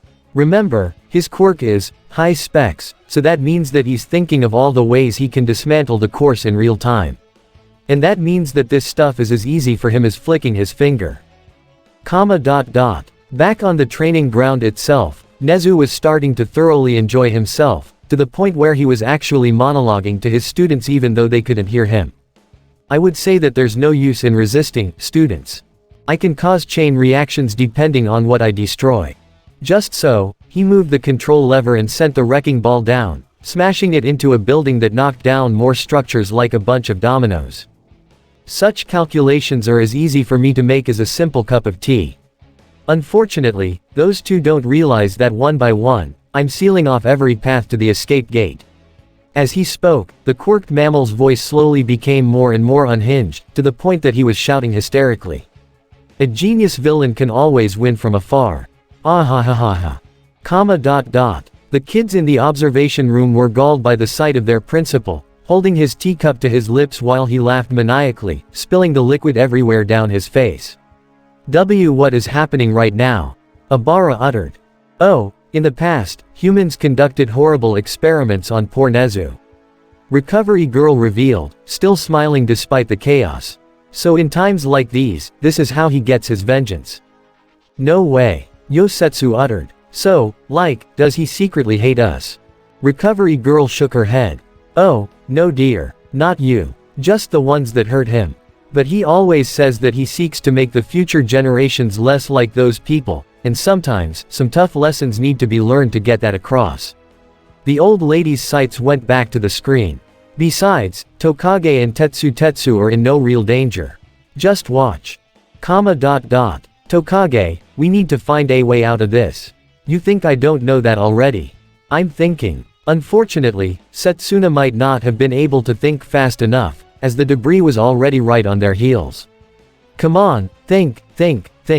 We need to get away from this line of wreckage and find our way to, That's it. Without warning, she grabbed Tetsu by the wrist and pulled him down the nearest alley. Get your metal coat on, big guy. I've got a plan. That was something that the metal quirk user was more than happy to hear. Great. His entire body hardened up into his steel form. What you got? All at once, Setsuna detached her arms and lower legs, the former floating down toward Tetsu's boots while the latter floated above his head. Grab my ankles and step onto my hands. We're going up. The request was odd, to say the least, but it was something that Tetsu wasn't about to question the moment. Okay, he gingerly stepped onto Setsuna's floating hands, which surprisingly, was able to take his weight while he hung onto her floating ankles. Even so, the green-haired girl's muscles were still struggling a bit. Oof, whoa, getting enough iron in your diet. Haha, very funny. Tetsu rolled his eyes at her little quip. Let's try and cut the jokes and focus up. What are we doing here? Simply put, we're gonna bust Principal Nezu's ball. There was a long and very uncomfortable pause after Setsuna said that, with Tetsu's eyes becoming completely blank as his face scrunched up. Yeah, probably should have worded that differently. Ya think? The metal user bellowed before shaking his head. Whatever. We're here, we're doing this, let's get him. As they floated above the buildings, however, it didn't take Nezu long to spot them. Ahahaha, I see, so you're trying to take the fight directly to me, are you? Well, have it you, then. With another shift of the stick, Nezu sent his wrecking ball straight toward the duo, forcing Setsuna to take evasive maneuvers. Her body and limbs bobbed and weaved through the air, leaving Tetsu feeling slightly nauseous. Tokage, if we're gonna do something now would be the best time. I'm working on it, Setsuna assured, looking for the right angle for their attack. Thankfully, that didn't take long as she saw the wrecking ball swing away from them, in the same direction as the escape gate, which she spotted off in the distances. There. One fastball special, coming right up. Wait, a fastball what now? Without any further warning, Setsuna launched Tetsu straight toward the top of the wrecking ball. And while it took him a couple seconds to compose himself, he quickly spotted his target, the ring that the cable was hooked to. Hee. With a sharp-toothed grin, Tetsu laid his palm out flat and went in for a hard chop. Say bye-bye to your toy, Principal Nezu. *CHHHH, clank. Sparks flew off of the hard metal ring before Tetsu managed to break through it, detaching the heavy iron ball from the cable and sending it hurtling to the streets below. Oh my, Nezu exclaimed, sobering up from his manic demeanor. Setsuna came back around and caught Tetsu with her floating limbs, whisking him away and flying them both straight toward the gate. Haha, yes, nice work. Same to you. Tetsu gave a thumbs up. Coming up with that plan was pretty choice. With that, they were free to cross the line, high-fiving in the process. Team Tetsu and Tokage have passed the final. Class 1B's practical exams have now concluded. Needless to say, there was an immense amount of celebration after the fact, with the entirety of Class 1B regrouping to commemorate the occasion with excited screaming and shows of camaraderie. Well, all except for Monoma, who was still very much asleep. He would end up being in Recovery Girl's office for a while, even as the students got changed back into their uniforms and were being dismissed for the day. "You've all done exceptionally well today," Vlad King commended, showing a gruff smile as he gave a concluding speech. "I look forward to grading each and every one of your tests. You're dismissed, rest well for tomorrow." With that, the 1B students filed out of the school, with a large portion of them heading to the UA parking lot. "Man, I still can't believe you guys got one over on Principal Nezu like that," Kamakiri commented to Tetsu and Setsuna. "You'd think he'd have seen that coming." "Honestly, I think he did," Setsuna replied. "He just knew there wasn't much he could do about it. Ya know, being so small and all. Either way, a win is a win." Testu placed his hands behind his head. "Betcha the 1A guys couldn't pull something like that off. Pardon me, but didn't 3 of them have to fight All Might yesterday?" Reiko reminded, which took the wind out of Tetsu's sails. "And even then, they only just barely passed, from what I heard. I'd say that's a bit more impressive." Behind her, Kaibara sighed, partially in relief and in sympathy. "Man, I couldn't imagine what it was like for those guys. Glad we didn't have to go up against All Might." "Yeah, but dude, I heard something super crazy." Yosetsu butted in, his eyes wide as he described, "Okay, so the ones who actually fought All Might were Midoriya, Bakugo and Todoroki. Well, apparently, word's going around that they didn't just fight All Might." "Say what?" Pony exclaimed in English before quickly switching back to Japanese. "What do you mean they had another opponent?" Yosetsu furrowed his brows seriously. "Well, while Yui and I were passing by the teacher's lounge on our way to our practical, we heard the teachers talking about them fighting someone named Optimus." The very second that word left Awase's mouth, Itsuka, Abara, Setsuna and Tetsu all screeched to a halt mid-step, completely startled by the revelation. They had not heard about this until now, and all 4 of them were glancing nervously at one another as a result. Unfortunately, this didn't go unnoticed by an observant Yui. "You know something about it." And just like that, everyone's sights were on the quartet, Kanoko tilting her head. "Wait a minute, does this have something to do with you guys hanging out with the Class A students more often recently?" A loud gasp escaped her lungs once she realized something. Wait, does that mean you're keeping secrets from us? I must say, that doesn't make for a good look, class rep." Shishida said with a judgmental gaze, crossing his large, furry arms over his chest. "Care to explain what exactly is going on?" Clearing her throat, Itsuka quickly came up with an explanation in her head.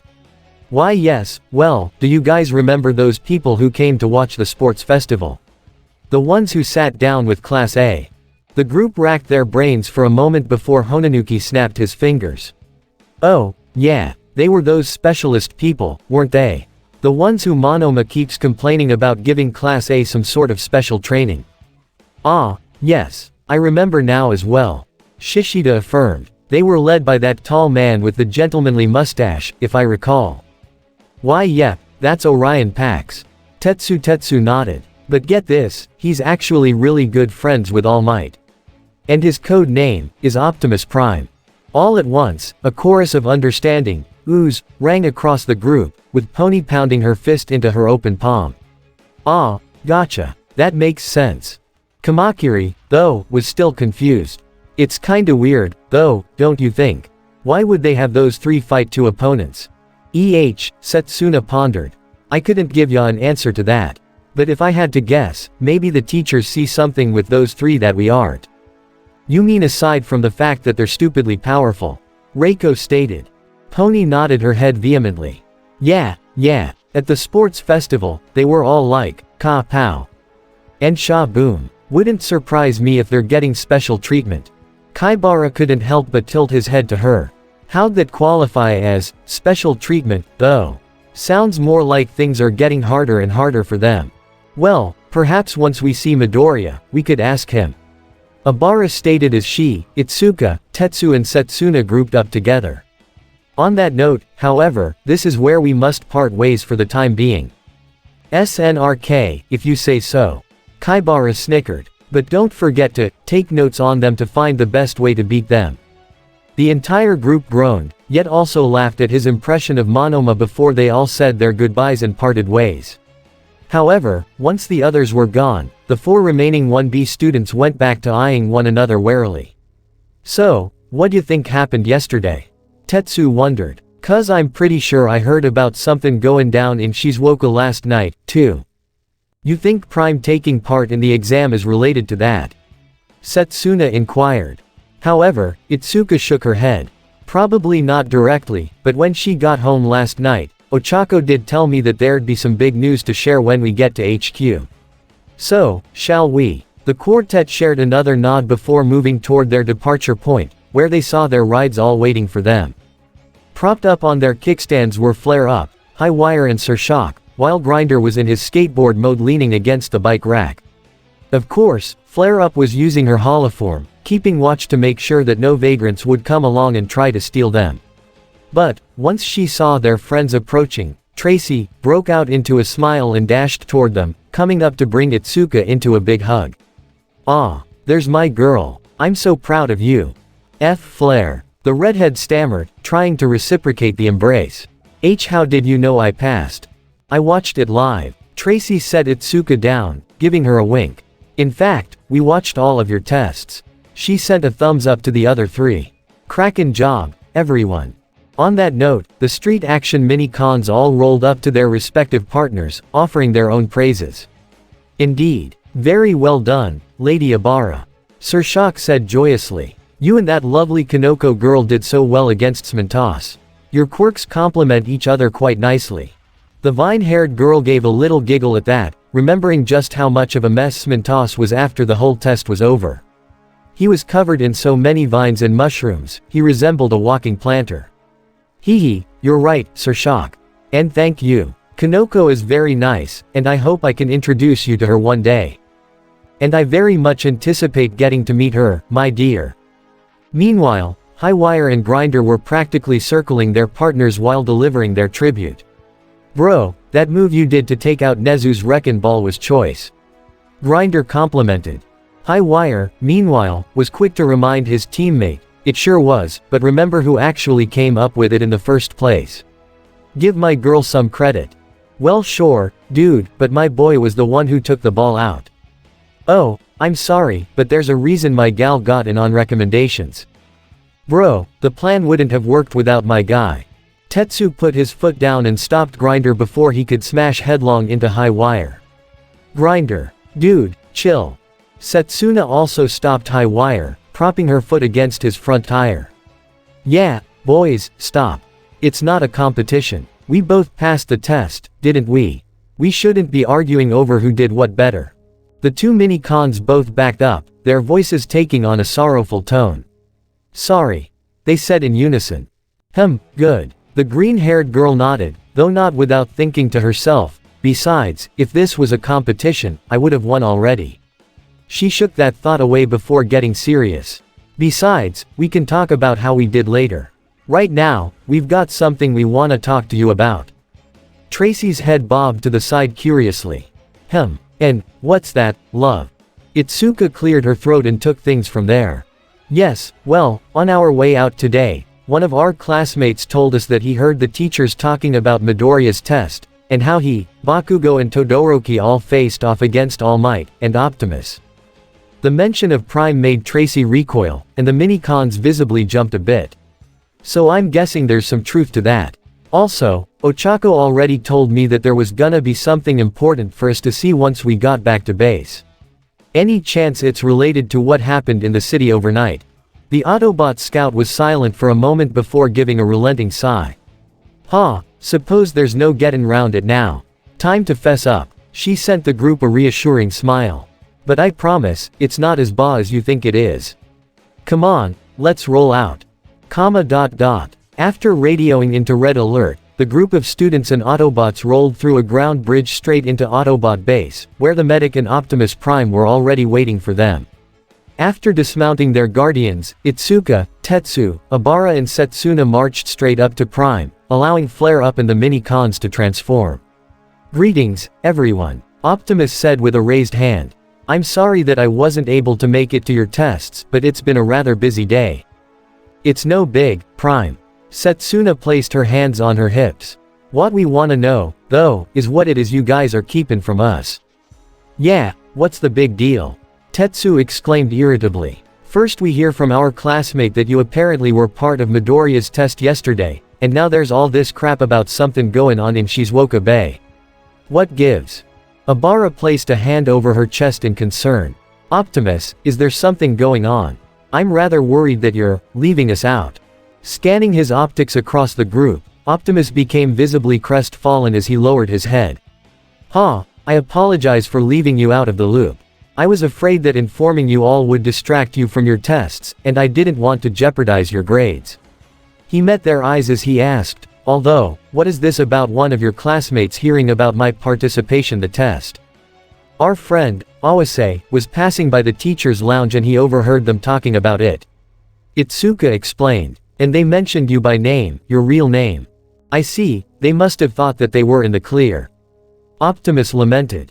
"But we gave him a cover story," Tetsu hurriedly added. "Anyone who heard about this thinks that Optimus Prime is your codename." That helped alleviate the tension that Prime was feeling considerably. "As it should be. Thank you, Tetsu. Red Alert, however, was still not entirely satisfied. "Still, we should remind the faculty that even in the most secure places, they shouldn't refer to us by our real names. Especially after the incident from last night." "Very true, Red Alert," Optimus concurred before moving back to the students. "But to answer your previous questions, the reason why I teamed with All Might for Izuku's test was because we felt the need to truly test their might. Apparently, the principal and the other teachers believe Izuku, Shoto and Bakugo have what it takes to become the next, Big Three." Immediately, the teens' eyes widened at the very idea. "Whoa, seriously?" Setsuna uttered. "That's huge. I know one of them, and trust me, they're no slouches." "That's what we heard," Flare-Up nodded. "And, if the teachers think they've found their next, Big 3 inches, then I guess that's an even bigger deal." "Alright, that answers that, then," Itsuka concluded. "But what about this, big news? And what exactly happened last night?" Optimus cleared his vents. "Ahem, that will take a bit longer to answer." Honk asterisk just then. The sound of a loud ship horn caught everyone's attention, which Prime took as an opportunity to usher them out of the base. "But, I think it'd be better to show you than tell you. Come, this way." Curiously, the teens followed the Autobots outside, and what they saw made their eyes widen. Approaching the beach, where all of the other bots and the 1A students were gathered, was a huge white, blue and gold hovercraft. And once it approached the beach, WHRRTSCHZZTSCHZZTSCHZZCHKT*, it transformed, taking the form of a massive Autobot that was even bigger than the base itself. The quartet felt their jaws drop to the floor, watching Seaspray walk onto the beach while dragging the barge behind him. And, perched on his shoulder, was none other than Tsuyu Asui. "Well, that takes care of that," Sue proclaimed, with Seaspray lowering her down to her friends. "We took Captain Selkie's barge back to him." "Great," Izuku said, glancing over to the pile of twisted wreckage not far away from them. "Getting that here was a hassle, but it was worth, huh?" But just then, out of the corner of his eye, he caught sight of their friends from 1B arriving, to which he smiled and waved them down. "Oh, hey guys. Glad you could make it. Hope your tests went well." Kyoka shouted out as well. "Come on, there's some people we want you to meet." Seaspray's optics eventually found the new arrivals, giving them a salute of his own. "Ahoy, all," he said in his gurgling voice. "Guess I've got even more new people to meet." Despite how jovial the others were being, though, Itsuka, Setsuna, Abara and Tetsu were still utterly baffled. And eventually, once they came to their senses, the only thing any of them could say was, "What in the world did we miss?" And this is the end of part 45 of S02 This What If. Hope you guys like to know if you're leaving comment down below and subscribe to the channel.